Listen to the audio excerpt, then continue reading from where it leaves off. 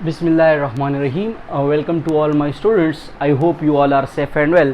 So dear students, today our topic is on classification of animal and that is modern classification.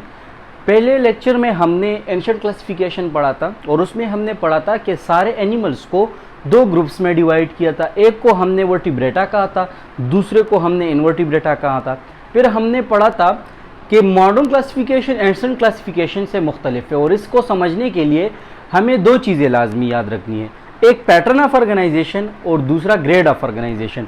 जिसमें 6-7 videos हमने upload की है, उसमें हमने ग्रेड्स ऑफ ऑर्गेनाइजेशन और पैटर्न ऑफ ऑर्गेनाइजेशन सब पढ़ लिए हैं। तो अगर आप लोगों ने वो वीडियोस नहीं देखी होगी तो आपको ये समझ नहीं आएगा, तो पहले जाके वो वीडियोस पर देख लीजिए और बाद में पूरा का पूरा ओवरव्यू है सारे फाइलम का। ओके, इसमें हम ग्रेड्स ऑफ ऑर्गेनाइजेशन को भी टच देंगे और पैटर्न ऑफ ऑर्गेनाइजेशन को भी टच देंगे और जो इनवर्टिब्रेट ऑफ फाइलम है उनको हम प्लेस करेंगे उसकी अलग अलग जगह पर कि कौन सी जगह पर ये फाइलम आता है, कौन कौन से कैरेक्टरिस्टिक्स इसमें है और ये यहाँ पर प्लेस करेंगे। तो ये सारा कुछ आज हम समझेंगे और बहुत ही इंटरेस्टिंग होने वाली है क्योंकि इसमें पूरा का पूरा जो क्लासिफिकेशन है उसका हमें एक ओवरव्यू मिल जाएगा और हम उसके बाद फिर एक एक फाइलम के ऊपर बात करेंगे। तो स्टार्ट लेते हैं क्लासिफिकेशन ऑफ एनिमल। अब क्लासिफिकेशन हम किस बुनियाद पर करते हैं, कुछ सिमिलरिटीज़ और कुछ डिफरेंसेस की बुनियाद पर करते हैं। ओके, और एनिमल की क्लासिफिकेशन हम पढ़ रहे हैं तो सबसे पहले एनिमल को क्लासिफाई किया गया है इनटू 2 ग्रुप्स। एक को हम प्रोटोजोआ बोलते हैं और दूसरे को हम मेटाजोआ बोलते हैं। अब जो प्रोटोजोन है हमारे पास वो एनिमल लाइक प्रोटेस्ट है, यानी वो यूनिसेलुलर है। एनिमल का एक कैरेक्टरिस्टिक है, ये जो प्रोटोजोन है ये एनिमल में नहीं आते। एनिमल का एक कैरेक्टरिस्टिक है कि वो मल्टी सेलुलर होंगे। हमने कैरेक्टरिस्टिक्स ऑफ एनिमल में पढ़ लिया था कि एनिमल्स हम उन ऑर्गेनिजम्स को कहलाएंगे जो कि मल्टी सेलुलर बॉडी हो और भी सारे हमने कैरेक्टरिस्टिक्स दिए, लेकिन उसमें एक था कि मल्टी सेलुलर हो। तो प्रोटोजोन हमारे पास मल्टी सेलुलर नहीं है, यूनिसेलुलर है। तो प्रोटोजोन क्योंकि कुछ कैरेक्टरिस्टिक्स एनिमल लाइक रखते हैं तो इस वजह से यहाँ पर हमने प्रोटोजोन को अलग किया। प्रोटोजोआ, फाइलम प्रोटोजोआ, उसके अंदर फाइलम प्रोटोजोन आते हैं। ओके, प्रोटोजोन के जितने भी मेंबर, अमीबा, पैरामीशियम। और यहाँ पर ग्रेड्स की हम बात कर ले तो यहाँ पर बिल्कुल सिंपल वन है, जो द फर्स्ट वन ग्रेड है वो क्या है, protoplasmic grade of organization. Okay, उसके बाद दूसरा है मेटाजोआ। अब मेटाजोआ में सारे के सारे मल्टी सेलुलर होते हैं, सारे के सारे मल्टी सेलुलर, यानी ये यूनिसेलुलर और ये मेटाजोआ मल्टी सेलुलर एनिमल।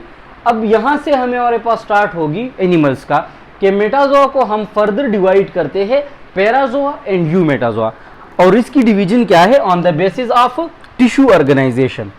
यहाँ पर मैं लिख लेता हूँ,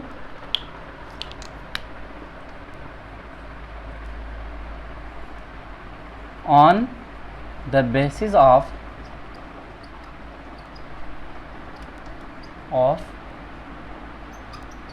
tissue organization। Okay,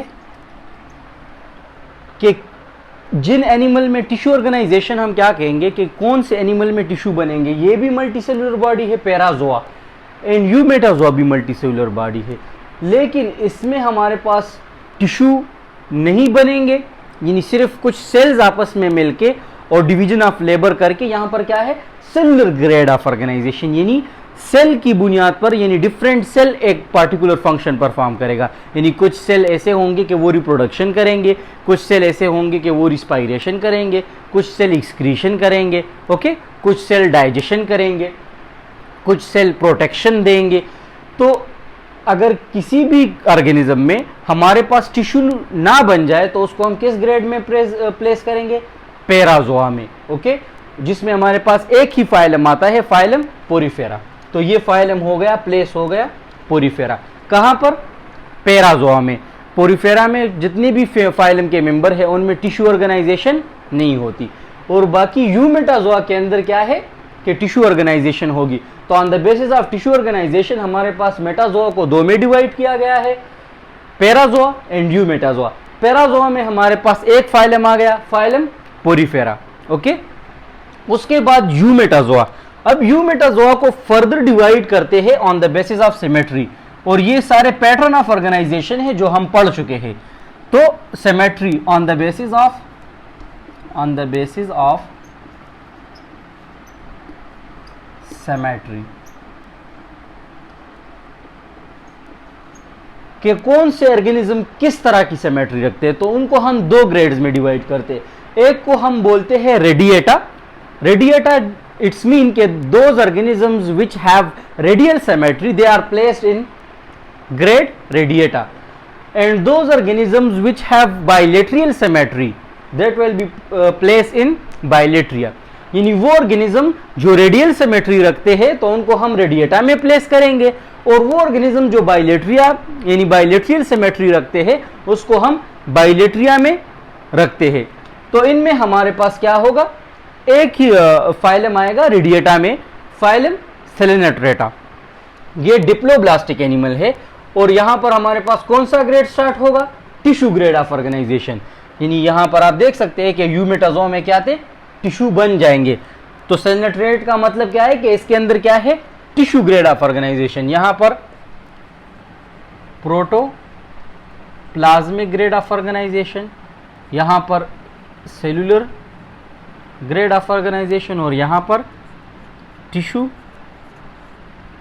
grade of organisation. ये हम पढ़ चुके हैं। ओके, तो अब कितने फाइलम, पोरिफेरा भी हो गया, और रेडिएटा में कौन सा है, क्योंकि इसके अंदर रेडियल सिमेट्री यानी सेलेनेट्रेट्स के जितने भी मेंबर है उनके अंदर रेडियल सिमेट्री होगी, तो फाइलम सेलेनेट्रेटा। अब बाइलेटरिया को हम डिवाइड करते हैं, सीलोम हम पढ़ चुके हैं, सीलोमिक कैविटी। तो on the basis of coelom presence, on the basis of coelom, यहां पर मैं लिख लेता हूं on the basis of coelom. अब ये जितने भी मेंबर है ये सारे बाइलेटरिया है, इसके अंदर बाइलेटरियल सिमेट्री है। अगर हम एसिलोमेटा की बात कर ले, सीडियोसिलोमेटा की या ट्रू सिलोमेटा की, एस्केलमंथीस को ले ले, प्लेटिहेलमिन्थीस को ले ले, एस्केलमंथीस को ले ले, और बाकी ये जितने भी मेंबर है इन सब में क्या होगी, बाइलेटरियल सिमेट्री होगी। ओके, बाइलेटरियल सिमेट्री होगी। लेकिन on the basis of coelom, अब सीलोम इसका डिफरेंट है, कुछ में क्या है, एसिलोमेट है, एसिलोमेटा, सूडियोसिलोमेटा एंड ट्रू सिलोमेटा। ये सीलोम भी हम पढ़ चुके हैं पिछली वीडियोस में। अब एक फाइलम हमारे पास एसिलोमेटा में आते हैं जिसके अंदर कैविटी मौजूद नहीं होती, वो हमारे पास है फाइलम प्लेटिहेलमिन्थीस, जिसको हम फ्लैटवर्म भी बोलते हैं। फाइलम नाइडेरिया भी हो गया, फाइलम प्लेटिहेलमिन्थीस कहां पर आ गया, एसिलोमेटा में, बाइलेटरिया में, एसिलोमेटा में आ गया। अब एस्केलमंथीस हमारे पास क्या होगा, सूडियोसिलोमेट, यानी एस्केलमंथीस के जितने भी मेंबर होंगे उसके अंदर क्या होगा, यानी राउंड वर्म, उसके अंदर क्या होगा, सूडियोसिलोमेट, यानी फॉल्स किस्म का कैविटी मौजूद होगा जिसको हम सूडियोसिलोमेट कहेंगे। तो एस्केलमंथीस भी हो गया, एस्केलमंथीस भी हो गया। इसके बाद हमारे पास ट्रू सिलोमेटा। ओके, तो ये दोनों तो अलग हो गए। अब ये जो ट्रू सिलोमेटा है, यहां पर मैंने लिखा है, ये ट्रू सिलोमेटा को फर्दर हम डिवाइड करते हैं on the basis of protostome and deuterostome. अब ये जो जितने भी मेंबर है, अगर वो प्रोटोस्टोम हो या ड्यूटेरोस्टोम हो, उनके अंदर क्या होगी, ट्रू सिलोम मौजूद होंगी। तो ऑन द बेसिस ऑफ, यहां पर ऑर्गेनाइजेशन करेंगे on the basis of protostome and deuterostome.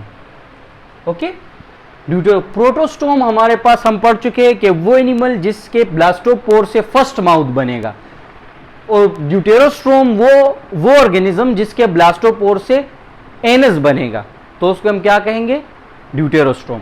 तो अब यहां पर हमारे पास प्रोटोस्टोम में जो मेंबर है फाइलम आते हैं, वो phylum mollusca, phylum annelida and phylum arthropoda, यानी ये तीन फाइलम प्रोटोस्टोम में। ग्रेड सिलोमेटा में यानी ट्रू सिलोम प्रेजेंट है इसमें, लेकिन प्रोटोस्टोम है, ब्लास्टोपोर से फर्स्ट माउथ बनेगा इन सारे फाइलम में के जितने भी मेंबर है, मोलस्का, एनालेडा, आर्थ्रोपोडा। तो यहां पर आ जाए मोलस्का, एनालेडा एंड आर्थ्रोपोडा। अब जो हमारे पास इक्वानोडर्म्स है, 7 फाइलम्स तो हमने प्लेस कर लिए। अब ये जो इक्वानोडर्म है ये हमारे पास कहां पर आता है, ड्यूटेरोस्ट्रोम में आते हैं। ओके, ड्यूटेरोस्ट्रोम में जिसके ब्लास्टोपोर से एनस बनता है। और उसके साथ साथ एंड कॉर्डेटा। अब कॉर्डेटा में हमने फर्दर क्लास वर्टिब्रेटा, और वर्टिब्रेटा के अंदर हमारे पास क्या है, मेमेलियन, मेमेलिया, पाइसिस या फिशेस भी हम उसे बोलते हैं, ओके, रेप्टाइल्स जो कि वर्टिब्रेटा है, बर्ड्स एंड मैमल्स। तो हम भी मैमल्स में आते हैं, तो हम भी क्या है, ड्यूटेरोस्ट्रोम्स है। तो आज हमने पढ़ा क्लासिफिकेशन के बारे में, और उसको हमने टच भी दिया ग्रेड्स ऑफ ऑर्गेनाइजेशन और पैटर्न ऑफ ऑर्गेनाइजेशन। यहां तक तो ग्रेड्स आ गई हमारे पास, क्या था, टिश्यू ग्रेड, रेडिएटा तक क्या आ गया, टिश्यू ग्रेड। अब यहां पर क्या होगा, प्लेटीहेलमिन्थीस में हमारे पास क्या आ जाएगा, ऑर्गन। यहां पर particular reproductive organ flat worm में मौजूद है, तो ऑर्गन ग्रेड ऑफ ऑर्गेनाइजेशन आ जाएगा, ओके।